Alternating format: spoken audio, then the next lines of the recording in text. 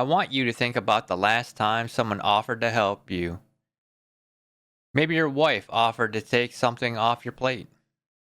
Maybe a friend offered to step in with something you were struggling with. Maybe somebody at work offered to share a load that you've been carrying alone for months. And I want you to think about what happened inside you in that moment. For a lot of men, it's not gratitude, it's not relief, it's something closer to discomfort, maybe even resistance. A quiet voice that says, I don't need that. I got it. I'm fine. And you turned it down, or you minimized it, or you said thanks, but deflected so smoothly the other person didn't even realize you had just closed the door they were trying to open for you. Sound familiar? Today, I want to talk about why that happens, where that reflex comes from, and what it's actually costing you. Because I promise you, the cost is higher than you think. I have never been good at asking for help. I want to be honest about that up front. Not because I was taught explicitly that it was wrong. Nobody sat me down and said, John, never ask for help. That's weakness. It was subtler than that. It was absorbed. It was the water I swam in growing up. It was watching the men around me handle everything without complaint. It was the message, spoken and unspoken, that a man who needs help is a man who couldn't handle his own life. It was the praise that came when I figured things out alone. The quiet approval of being the one who didn't need anything from anyone. So I became that man, the one who handles it, the one who figures it out, the one who never lets anyone see the struggle. And for a long time, that felt like integrity, like self sufficiency, like I was built differently from men who needed propping up. What I didn't see was what I was actually doing. I was slowly building a life where nobody knew the real version of what I was carrying, where my wife thought I was fine when I wasn't, where my friends had no idea with the pressure that I was under, where I was performing strength for an audience that would have helped me carry it if I had just let them. And the weight kept growing, and I kept picking it up alone. And every year it got a little heavier, and I got a little bit more isolated, and a little bit more volatile, a little harder to reach, until I couldn't ignore it anymore that I was doing to the people around me. Here's what I want you to understand about why asking for help feels so impossible. It's not a personality trait. It's not just how we're wired. It's a learned response that made complete sense in the environment where you learned it, and makes much less sense in the life you're actually living now. Think about where this started. Most of us grew up in environments, homes, schools, sports teams, friend groups, where vulnerability in boys and men was not safe, where showing that you didn't know something or couldn't handle something or needed someone opened you up to ridicule, to dismissal, to being seen as less than. For the boys that kept it together were respected, the ones who struggled were targets. So you learned to keep it together. You learned to project capability even when you felt lost. You learned the safest version of yourself was the one who needed nothing. That was a smart adaptation. That environment, it protected you.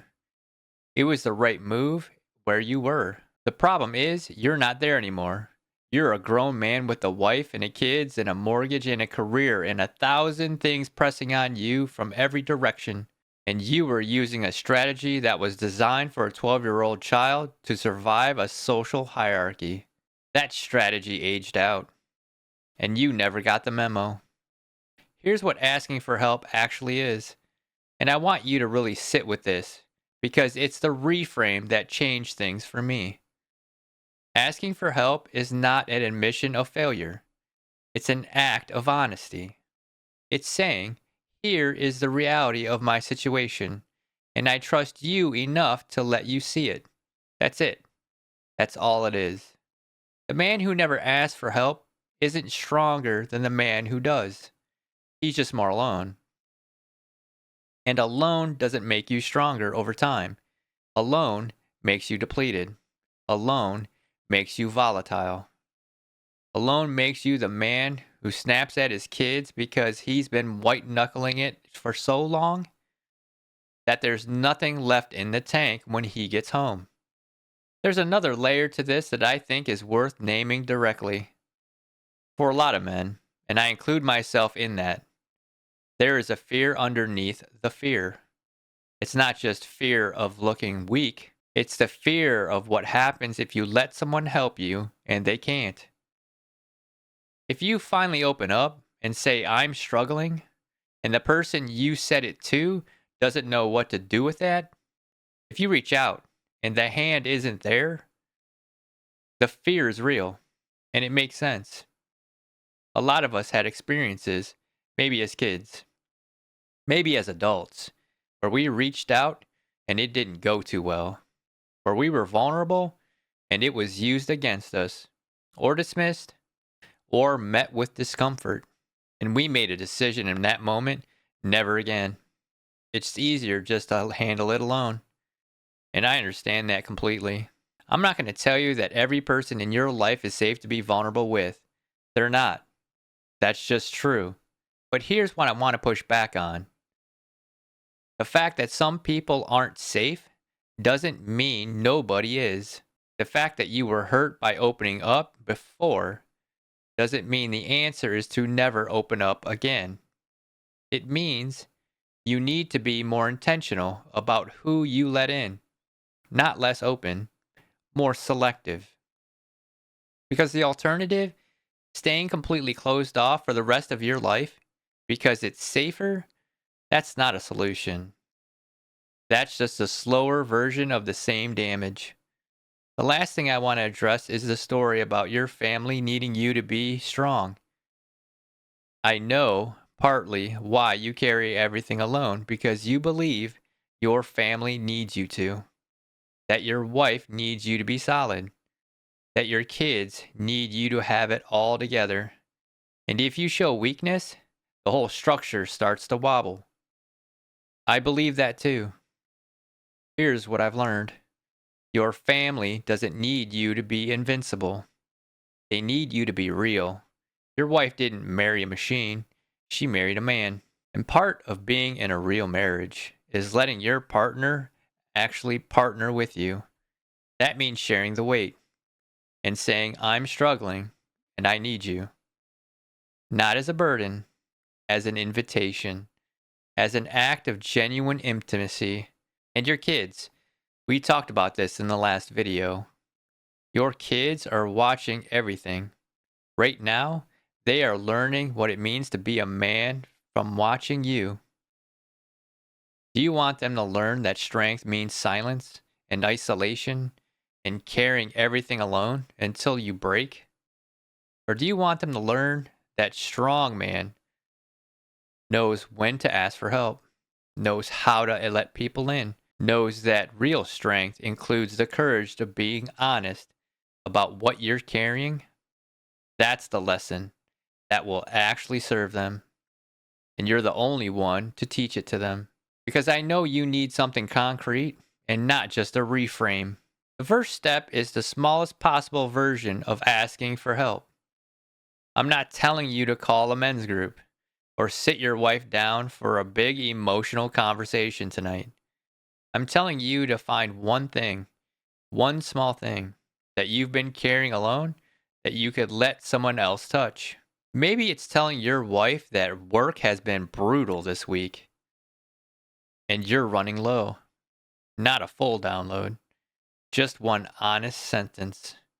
Maybe it's texting a friend saying, hey, I could use a conversation right now at some point. Things have been heavy. Maybe it's just saying to yourself out loud, I don't have to figure this out alone. Start there. One sentence, one moment of honesty. See what happens. The second thing is to notice the reflex. The next time someone offers help to you, and you feel that automatic "I've got it" response rising up, pause just for a second. Ask yourself, is this actually true? Do I actually have it? Or is this just an old pattern doing what it always does? You don't have to override it every time, just notice it. Awareness is the beginning of choice. Right now, it's just a reflex. You want it to become a decision. The third thing is to find your people. This is something I feel strongly about. Men need other men. Not to talk about feelings necessarily, not to sit in a circle and process emotion, just to be around other men who get it, who are carrying similar things, who don't need you to perform strength because they are already in the same trench. And the last thing I want to say is this: the version of you that asks for help, that lets people in, and shares the weight instead of collapsing under it, that man is not weaker than the man you've been. He is stronger because he has stopped wasting energy on performance of invincibility and started putting that energy into actually showing up in his life. That's the man your wife wants to be married to. That's the man your kids need to grow up around. That's the man you've been trying to be through sheer force of will, and it hasn't been working. Let someone else help you carry it. That's not failure. That's finally getting it right. If this one landed for you, I want to give you somewhere to go with it. The free audio lesson in the description is called The Unspoken Rules You Absorbed. It's the first lesson of my course, and it goes deep on exactly where these patterns come from. The silent rules you grew up with that told you what you were and weren't allowed to need. Understanding the origin of these rules is the first step in deciding, do you want to keep living by these rules that were never actually yours to begin with? It's free. It's audio. Link is in the description. And leave a comment. Tell me what's one thing you've been carrying alone that you've never said out loud to anyone. You don't have to have the answer. Just name the thing. This is a room full of men who get it. I'll see you in the next one. And go grab the free audio lesson. Link is in the description. And watch this one next.